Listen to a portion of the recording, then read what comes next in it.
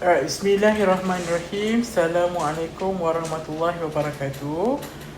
Hari ni kita nak sambung sikit lagi chapter 8 dengan chapter 9 sekali gabung. And then nanti insyaAllah by this week saya akan juga upload for your last chapter, which is marketing and ethical behaviour. So business ethics and the activities of MNC and international trade and the third world. Okay, ethics sudah biasa lah, business ethics and the activities of MNC. What is MNC? It's called as, it is the abbreviation of Multinational Corporation. Okay, so international trade and the third world ni apa pula? International trade is perdagangan antarabangsa, third world is adalah negara-negara ketiga. Okay, negara dunia ketiga yang maksudnya contohnya negara itu income dia sangat rendah, the development level is very low. Okay, those kind of things. Contoh third world countries, contohnya macam macam apa macam Ghana, okay, those western countries, Mali, and then kalau kita nak cakap Philippines pun tak boleh juga sebab it is coming towards the middle income level countries. Let's say Laos, Cambodia, those kind of countries, okay, yang mana dia punya income dia tak tinggi but then dia still ada kat situ. Okay, so this is what we're going these topics, okay, chapter 8 and chapter 9, what are we going to discuss today. Alright, so these are the learning outcomes that you will learn. Okay, contohnya the ethical conduct of multinational corporation ataupun MNC, analyze the different ethical theories in context of international business. Okay, so the need of an adjustment in how businesses address the strategies is ever relevant due to globalization and the liberalization of various policies around the world, and this has been brought about because of the change in demographics, uncertainties in the market, a push for diversity, and an increase in competition. There are now more cross-border operations with actions such as investment, marketing, technology transfer and production. Okay, so orang kata apa, business ni takkanlah kalau dah ada, orang kata apa, kalau dia dah berkembang maju takkanlah dia nak stay in one country. So there's a need for any kind of business, okay, whether it's small or big, okay, even though it is already big, but even if it is inside the country, it is produced ataupun the activities of business is operated within the country, there's always a goal for them to go higher by going international. Let's say opening up their new factory dekat other countries. Sebab apa? Countries yang dibuka kilang kat situ banyak demand. Okay, that is always the goal. Okay, so this has been brought about because of the change in demographics ni. Apa pula? Kata apa, banyaklah benda macam investment kena ada, marketing, technological transfer. Let's say kalau macam dulu Jepun, macam Malaysia kan, okay, dulu Honda, maybe other kind of companies, Malaysia buat macam ni, the Prime Minister tu Dr. Mahathir bawa masuk teknologi from outside of the country. Contohnya ada from Germany, there were technologies from Japan, from South Korea, semua benda tu.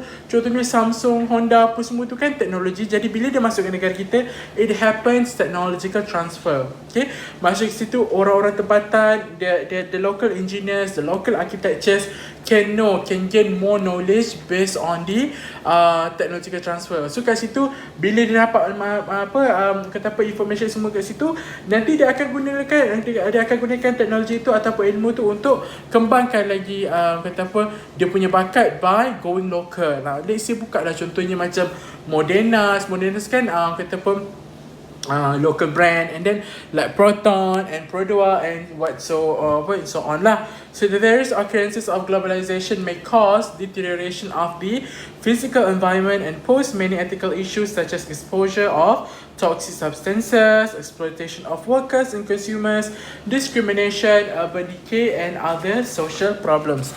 Okay, this one bila kita nak kata business ethics of the practice of multinational corporations, dia macam tak boleh nak dielakkan when there will be tendency where people will be discriminating. Okay, the people of the let's say kalau ada company tu dia bawa masuk staff daripada luar negara, and then they also employ local staff yang dia buka kilang kat situ. There will always be a situation where the foreign the people, macam let's say kalau orang tu orang England kan, okay, orang tu akan discriminate other people. So nanti dia punya differences of gaji lebih banyak dari lagi tinggi. Nampak tak discrimination tu? Okay, so toxic substances, kalau kilang-kilang dia tahu benda tu toxic, dia buat apa? Dia suruh orang tempatan untuk buat kerja tu. Tapi orang-orang dia yang dia bawa masuk kat Malaysia tak payah buat kerja lain. Okay, nampak tak the problem within the business ethics and the multinational corporations. So ethics in international business. Whenever multinational corporation MNCs do business, managers must not only avoid breaking the law, but also follow high ethical standards. Because why? Okay, banyak company, ada negara yang like you don't have to prepare surau, tapi ada countries yang you are compelled to build surau because you have a lot of Muslim workers. Okay, there's a lot of law that the companies need to follow. Okay, bukan setakat avoid the law or breaking the law, tapi ethical standard. Apa lagi contohnya? Kalau lunch hour, kalau kat Malaysia, negara lain lunch hour on Friday stay 1 hour.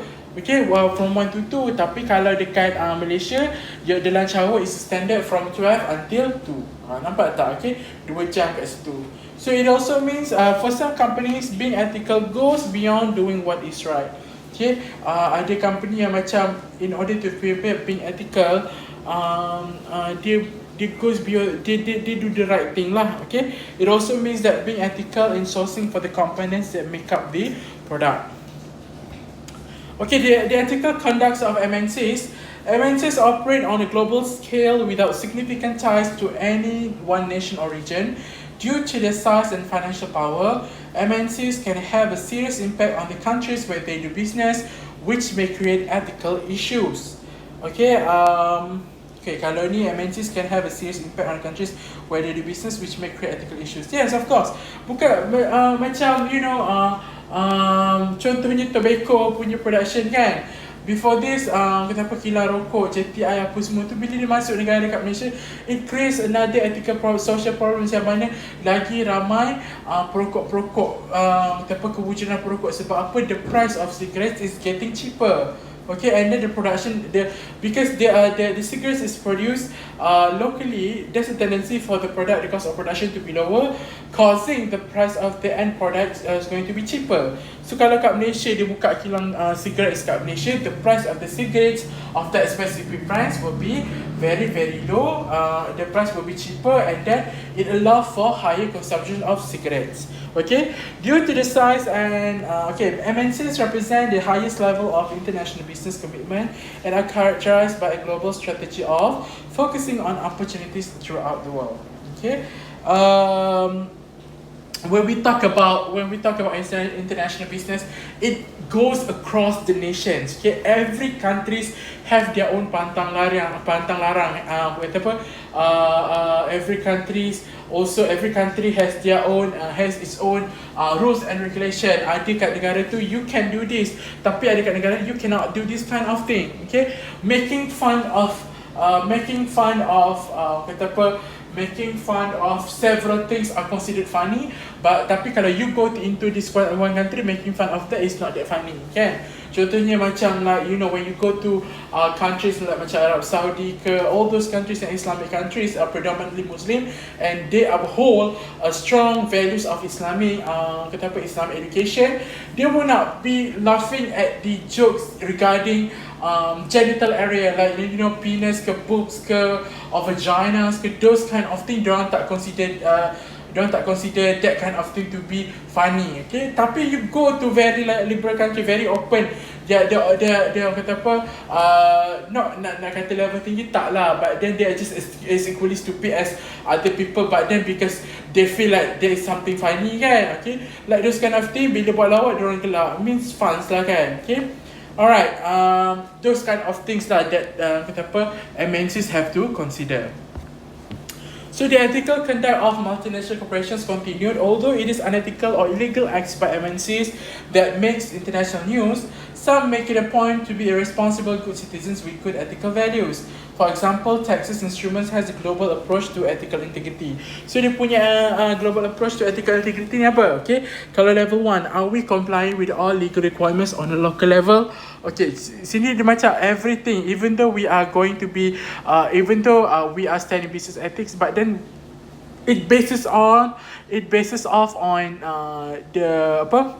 the legal compliance of that one country. So kena ikutlah semua peraturan, ikut semua undang-undang yang ditetapkan oleh kerajaan kat negara tu. Okay, barulah kita boleh jadi ethical. Kalau tak, the being ethical tu tak ada, sebab kita pun operate secara haram. Okay, so are there business practices or requirements at the local level which impact how we interact with co-workers in other parts of the world? Okay, contohnya macam ada countries yang dia punya pejabat, dia punya companies, it segregates ataupun it differentiates between male workers dengan female workers. Okay, kalau satu department ni, kalau ada dua jantina, okay, male workers kena at one place, female workers at one place. Kita tak boleh campur aduk kan, macam kat sekolah, kalau lelaki kena duduk kat satu bahagian, tak boleh duduk sebelah dengan perempuan kan. Alright, and then moving on to level number 3, do some of our practices need to be adapted based on the local laws and customers of a specific locale? On what basis do we define our universal standards that apply to TR employees everywhere? So level 3 ni, Texas Instruments ni dia nak try, orang kata apa, to make everything to be standardized, to make everything to be ethical. Okay, walaupun dia punya measurements and approaches are very different, but they try to make it universal, so every countries accept the fact that this kind of work culture, okay, and work ethics are natural ataupun kata apa, acceptable across the nations, no matter where the Texas Instruments are operating. Okay.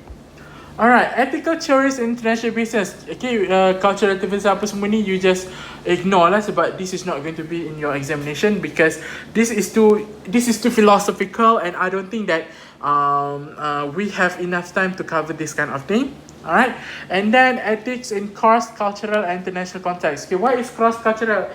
Maksudnya ada different lah jenis. Kalau macam kita Malaysia kan, kita masyarakat majmuk, we have Chinese, we have Malay, we have Indians. Okay, even though we are in one country, we have different cultural values. We even celebrate different festivities. Kan, contohnya macam kita orang Melayu raya. Okay, Melayu is always associated with Islam kan.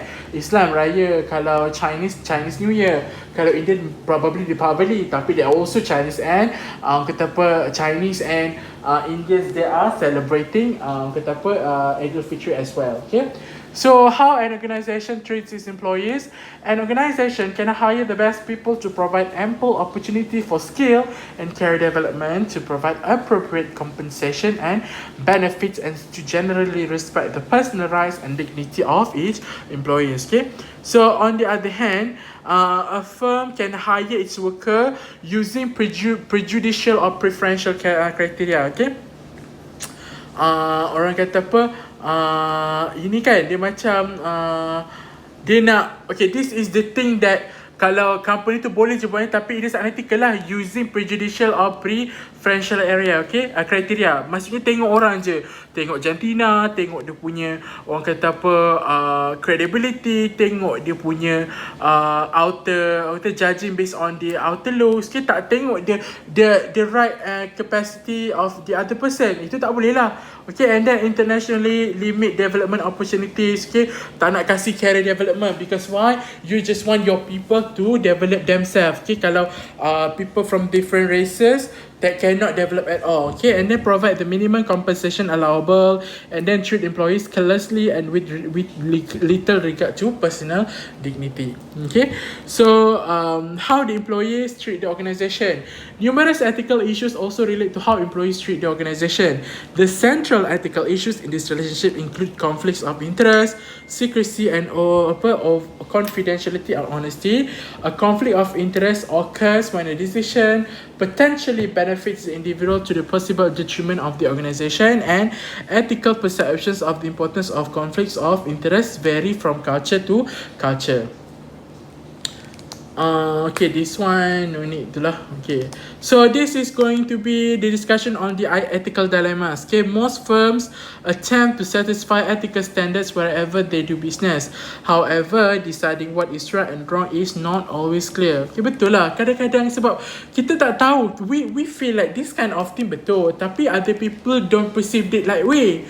Okay, that's why it always have, kata apa, we will always have problems regarding of business ethics. Okay, Ethical problems arise when requirements are ambiguous, inconsistent, or based on multiple legal or cultural norms. Okay, an ethical dilemma is a predicament with which determining the most appropriate course of action is confounded by a set of solutions that are equally justifiable and often equally imperfect. Okay, possible actions may be mutually exclusive. The choice of one automatically negates the others. Okay. Okay, so a 4-step framework for arriving at ethical decisions. Okay, this one kita nak study yang macam mana a company can kata apa, develop ataupun to arrive at ethical decision. Maksudnya any kind of decision, maksudnya planning ke apa semua tu, decision tu dia kena ada ethical value sekali. Maksudnya dia tak boleh nak it cannot discriminate any other element in the organisation, whether it from employees ke, resources ke, ataupun the profitability, the legal context of finding the profit in the organisation ke, semua benda tu kena tengok. Okay, so the first step to come up with ethical decision, you have to recognize an ethical problem. Contohnya this company they found out yang sebenarnya the problem they have kata apa, let's say they have been profiting from illegal activity. Okay, so nanti nak kena report dekat Inland Revenue. Kalau tengok sumber haram, kena tangkap. So that is the problem. So step 2, get the facts. Okay, find whether, okay, you see, cari sources yang menunjukkan that this kind of thing illegal. How can you make this thing illegal? Okay, and how if the company has already been operating kata apa, under the subconscious of under the conscience of being kata apa illegal tu, macam mana kita nak recover, how do we compensate those kind of things. Okay, kena buat macam mana. So step 3, evaluate alternative courses of actions. So after we get the facts, after we have acquired all the facts and information regarding the problem of the ethical issues, okay, now we add step number 3, we need to evaluate alternative. Let's say we have a lot of choices to rectify ataupun to make corrections of the thing that we did in the past yang salah tu kan. Okay, you have to choose one. Okay, evaluate apa semua. Okay, evaluate, tengok whether this kind of kata apa courses of action has kata apa very strong impact. Okay, kalau this one macam mana impact dia, this one macam mana impact dia, you have to see. Okay, and then step number 4, barulah awak implement and evaluate your decision. Okay, based on those alternative of choices of course of actions apa semua tu, choose one and then implement. Itu sahaja. Okay, the framework for ethical decision making. Alright, so current ethical issues and international business. Okay, first, of course, tak boleh nak elak price discrimination. Okay, tengok. Okay, kalau price discrimination ni contohnya macam kalau dekat satu tempat lain dia jual harga ni, tempat lain dia jual harga lain. Sebab apa? Dia tengok tak adil apa semua tu kan. Okay, and then kita ada harmful products yang berbahaya, yang ada macam contohnya facial cleanser ke apa semua tu kan. Tengoklah benda-benda macam tu, orang kata apa, bahaya untuk kesihatan kulit, boleh senang dapat kanser. Okay, and then we have employment practices. Okay, employment practices, tengok cara nak hire staff tu. Okay, tengok sama ada ethical or not. Okay, kadang-kadang tengok nak hire sebab apa, cantik, tapi bodoh, tak ada segi apa semua. Tak boleh. You have to hire people based on their capacity and capability of doing the work in the interview. Tak boleh tengok okay guna kabel dalam apa semua tu, lepas tu terus hire. You cannot do that kind of thing. Okay, and then we have environmental pollution. Okay, produce, nanti dia punya wastage yang dangerous chemical substances yang dah waste kat dalam sungai tu, nanti it will contribute to environmental pollution. And then we have bribery and corruption, rasuah dan juga corruption. Itu common lah, sampai menteri-menteri pun buat corruption semua banyak, tetap kena exonerate. Okay, those kind of things that you have to see lah, the ethical issues in international business. So, values of ethical behavior. Behaving ethically is important for several reasons. Ethical behavior is simply the right thing to do. It is often prescribed within laws and regulations. Violating laws and regulations has obvious legal consequences. Ethical behavior is demanded by customers, government and the news media. Okay, ethical behavior ni contoh lah. It is demanded by customers, government and the news media ni apa? The stakeholders. Okay, ethical behavior is a good business leading to an enhanced corporate image and selling prospects. Okay. Alright, fair trade and free trade. Okay, apa tu? Free trade. Trade without government interference. There is taxes, tariffs, subsidies and quotas only regulations, supply and demand. Okay. So trade. Kalau sebelum ni kalau nak berdagang nak kena cukai, nak kena tarif, kena subsidi. Tapi sekarang like you don't have to do anything pun. Okay. Macam free trade tu, buatlah apa kena buat, janji kau berdagang. Itu je. Okay. Okay, this one like, okay, nothing. Okay, I'm not going to cover in your examination. So that's all for chapter 8 dengan 6.